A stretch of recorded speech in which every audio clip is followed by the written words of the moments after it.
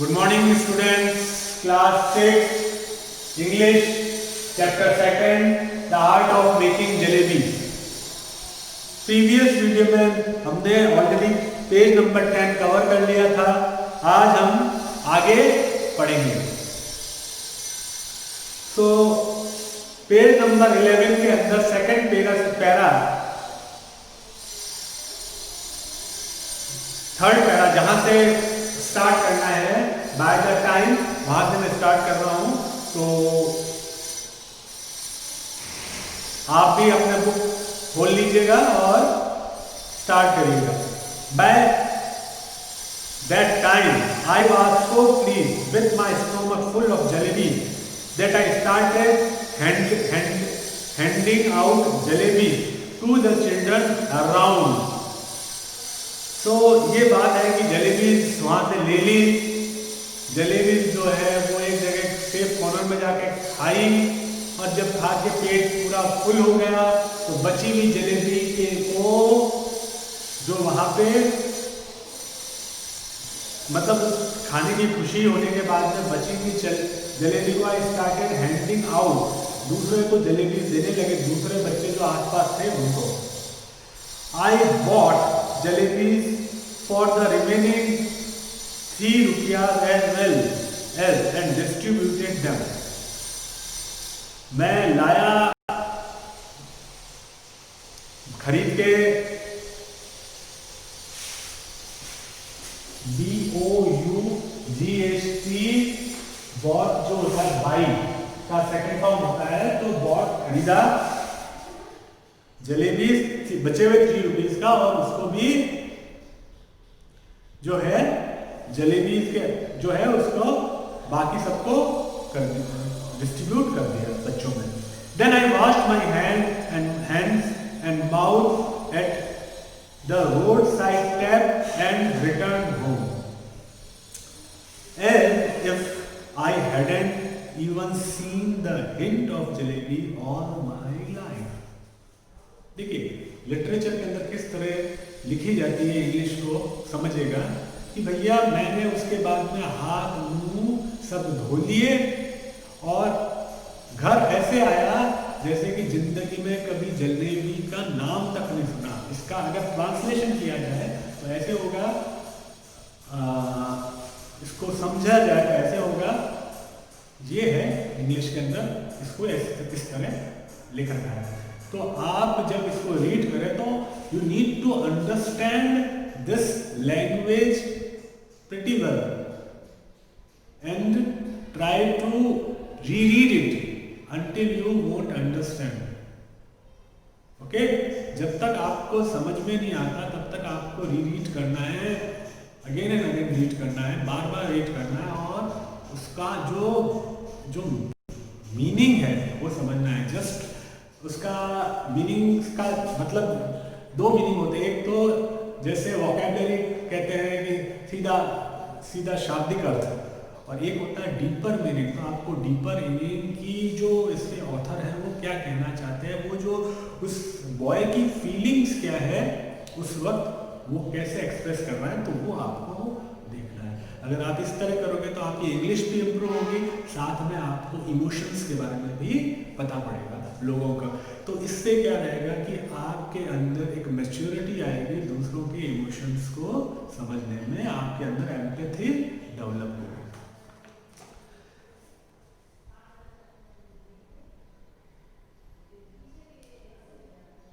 Jalebis I had gobbled up even enough, but digesting them become another matter.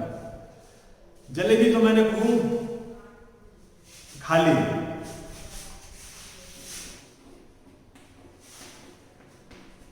गोबल्ड,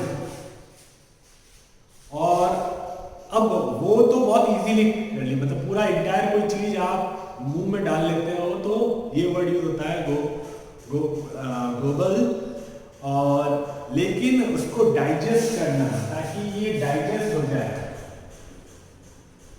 कई बार ऐसा होता है कि आप टेस्टी खाना खाते हो, खाने में तो बड़ा आसानी से आप बहुत सारा खा जाते हो, लेकिन उसके बाद में बड़ी दिक्कत हो जाती है क्योंकि डाइजेस्ट नहीं होता है।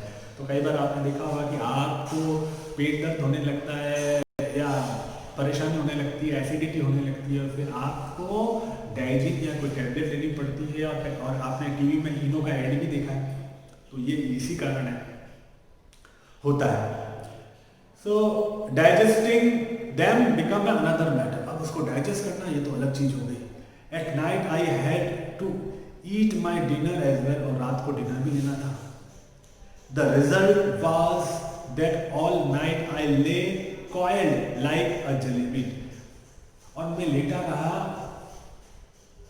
जलेबी, मतलब coiled की तरह, मतलब बिल्कुल इस तरह बेड पे coiled की तरह, क्योंकि स्टमक एक की वजह से, because I am suffering from stomach एक। अब भाई आप ज़रूरत से ज़्यादा कोई चीज़ खा लोगे, आपके जितनी कैपेसिटी होती है उससे भी ज़्यादा, और डाइजेस्ट अगर आपकी बॉडी नहीं कर पाती है तो अल्टीमेटली क्या आप सफ़र करते हो। और स्टमक एक मतलब पेट दर्द से।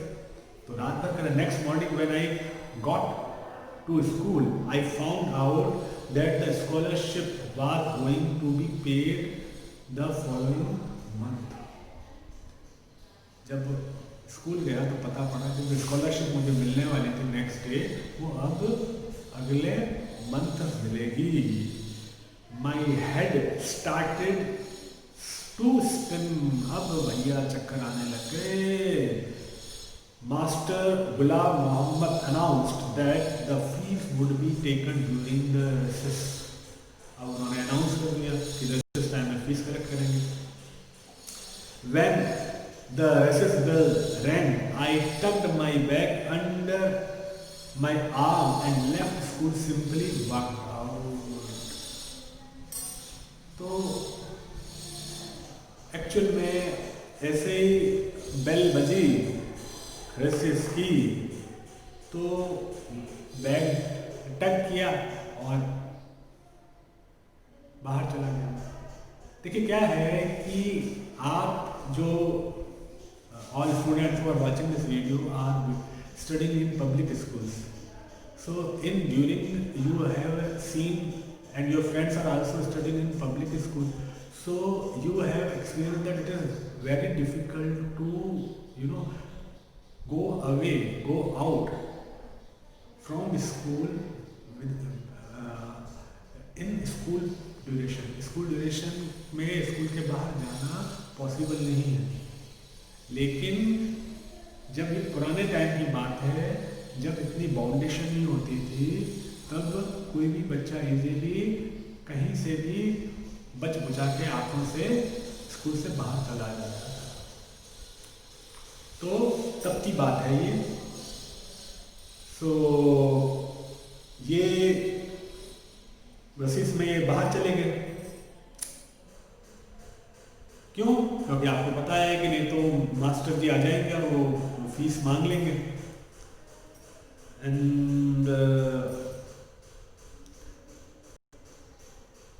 आई सेड टू गॉड, अल्लाह मियां, भगवान, just this once save me just 4 rupiah in my pocket and I promise I use them to only pay my fees. तो कहता है कि हे भगवान, ये जो इस बार जो है मेरे कैसे ना कैसे मेरे पॉकेट में आप जो हो, आप तो गॉड हो, तो आप पॉकेट में 4 रुपये अपने आप डाल दो। अगली बार मैं कुछ भी नहीं करूँगा और मैं प्रॉमिस करता हूँ कि मैं इसको क्या करूँगा, केवल फीस मैं इससे जमा कराऊंगा। Soon I reached at the point where Kolhapur railway station began. Campbellpur railway station began. मैं वहाँ पहुँच गया जहाँ से Kolhapur railway station start होती है। There was a shed giving tree beside the track. Track के beside में एक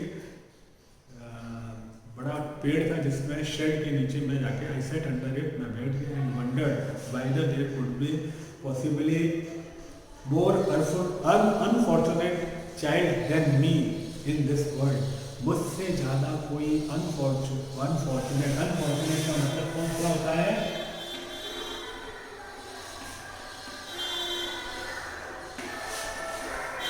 फॉर्चुनेट, अनफॉर्चुनेट का मतलब होता है जो बहुत ज़्यादा उनका लक साथ में नहीं होता है, unfortunate. Child than me in this world, दुर्भाग्यशाली जो बोलेंगे अगर हिंदी में बोलना चाहेंगे तो। Had I known that I would get the scholarship only next month, I would have postpone my jalebi eating programme to the next month as well. अगर मुझे ये पता होता कि मुझको ये जो स्कॉलरशिप नेक्स्ट मंथ मिलने वाली है, अगर मुझे मालूम होता किसी तरीके से, तो मैं ये जो जलेबी ईटिंग का मेरा प्रोग्राम था मैं वो नेक्स्ट मंथ के लिए पोस्टपोन कर देता या शिफ्ट कर देता। Now for the first time in my life I was absent from school, और पहली बार लाइफ में मैं अपने स्कूल से एब्सेंट रहा हूँ। सिटिंग अंडर द ट्री के नीचे बैठा हुआ हूँ। At first I fail like crying, और ऐसा पहले बार तो मुझे लगा कि रोने जैसा महसूस हुआ। अलामिया, I am very good boy, I need only the money for the fees. तो गॉड को क्या बोल रहे हैं, भगवान को बोल रहे हैं, अल्लाह मियां मेरे को, मैं एक अच्छा लड़का हूँ और मुझको थोड़ा जो पैसा है, I need only money for the fees, fees के लिए भी पैसा चाहिए। I admit that I made a mistake, मैंने माना कि मैंने गलती की है। Just this once help me out, इस बार मेरी मदद कर दो। There is no shortage of anything in your treasury, आपके पास तो आपके खजाना में तो किसी चीज़ की कमी नहीं है। Won't give you just 4 rupees, क्या आप मुझे 4 रुपीज़ नहीं दोगे? अभी देखिए ये छोटा सा बच्चा जो है वो ही वाज प्रेइंग टू गॉड, वो भगवान से प्रे कर रहे थे। क्या प्रे कर रहे थे कि ये इस बार गलती हो गई तो 4 रुपीज़ मेरे को भी दे दो। और अमूमन बच्चे इस तरह की प्रेयर करते हैं। The next day I did the same thing, I got dressed and left the home, went to the school gate and turned off to the railway station, sat under the same tree and began to say the same prayer। वहाँ पे वही चीज़ की, school गया, gate तक पहुँचा, turn हुआ, same पेड़ के नीचे गए और प्रेयर बोलना स्टार्ट किया, और same prayer, give it to me today, second day. Then I said all right let's play a game, एक गेम खेलते हैं। I will go from here to the railway signal, you secretly place 4 rupees under this big rock, और जो big rock है इसके big rock में secretly पैसे रख देना। I will touch the signal, मैं सिग्नल करके टच करके आऊँगा और कम बैक, और मैं वापस आ जाऊँगा। What a fun it will be if I pick the rock and there is the 4 रुपया अंडर मी, और कैसा रहेगा, कितना फन रहेगा, कितनी मज़ा आएगा कि मैं वापस आऊँगा और मैं अंदर देखूँगा तो उसके नीचे 4 रुपये होंगे नीचे। So are you ready? I am going toward signal, 1 2 3, 1 2 3। वो बच्चा जो है एक्सप्रेशन के साथ बोलता है 1 2 3, मैंने प्लेन बोल दिया कि वो 1 2 3 के साथ में ही वो सिग्नल के तरफ चले गए। I went up to the signal and returned smiling when I lifted up the rock, a big hairy worm got up and curling twisted wriggled towards me।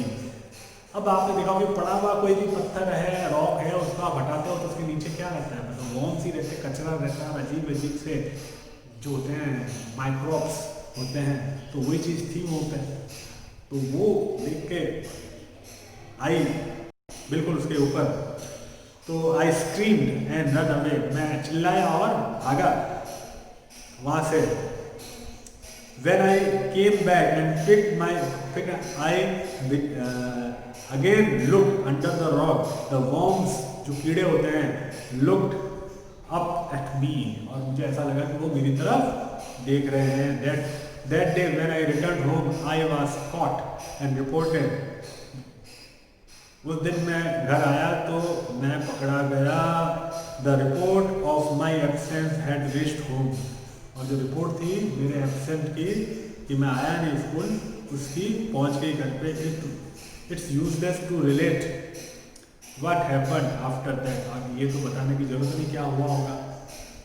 आजकल के जो पेरेंट्स हैं वो बच्चों की पिटाई नहीं करते, लेकिन जो पुराने पेरेंट्स होते थे वो अपने बच्चों की इस तरह की गलती पे बहुत ज़बरदस्त पिटाई किया करते थे। तो ये बताया कि इसके बाद बताने की जरूरत नहीं क्या होगा। वेल वाट एवर हैपेंड, जो भी हुआ हुआ। बट अब ये देखिए बड़ा मैसेज वाला पैरा है, आखिरी पैरा है, लास्ट पैरा है पेज नंबर 12 में। वेल वाट एवर हैपेंड, जो भी हुआ हुआ। But up to the 7th 8th standard I kept wondering if Allah Miya had sent me 4 rupees that day, what harm could it possible cost anyone। अगर भैया मैं 7th 8th तक पहुंचा तब तक तो नहीं सोचता रहा कि अगर मुझे वो जो गॉड थे, भगवान थे, उन्होंने 4 रुपये भेज दिए होते तो किसी का क्या चला जाता है ना। उसके बाद समझदार हो गया मैं, तो पता पड़ गया कि ऐसा कुछ होता नहीं है। लेकिन उसके बाद उसमें जो है ऑथर ने कैसे एक्सप्लेन किया beautifully. It was only later that I came to the conclusion that if Allah Miyan were to provide all for the asking of people would even today be living in nest like vulture and crow and would not have learn to making art of jalebi. और अगर भगवान सबकी इस तरह की जो मनोकामनाएं होती है, इच्छाएं होती हैं, वो अगर पूरी कर दिया करे, कोई गलती करे तो भी अगर उसके बाद में भगवान से बोल दे कि भैया ये गलती हो गई, अब तो आप ठीक कर दो, अगली बार नहीं करूँगा, तो वो इंसान गलती से सीखेगा कैसे, और वो गलतियों पे गलती करता रहेगा। और हम किस तरह रहते हैं, इंसानों का कभी भी जो डेवलपमेंट या ह्यूमंस का डेवलपमेंट होता नहीं। और वीवर कैसे रहते हैं हम जो है इसे बहुत ब्यूटीफुल एक्सप्रेस किया है कि would even today be living in nest like vultures and crows. Vultures और क्रो की तरह रहते हैं, वुड नॉट इवन लर्न, और कभी भी जलेबी की आर्ट ऑफ जलेबी नहीं सीखते। आर्ट ऑफ जलेबी का मतलब यहाँ पे ये है कि अपनी मिस्टेक से गलतियों से सीखना और फिर गलती नहीं करना, जिससे क्या रहेगा कि जैसे जैसे बड़े होते जाएंगे हम और समझदार इंसान होंगे और दूसरों की हेल्प करेंगे, और साथ में बेफिजूल जो है वो न पैसा खर्च करेंगे ना किसी को हार्म पहुंचाएंगे। तो ये चैप्टर कंप्लीट हो गया। इसके वर्ड मीनिंग आपको करने हैं और रीड करना है, और जो असाइनमेंट आपको मिलेगा वो करना है। Thank you.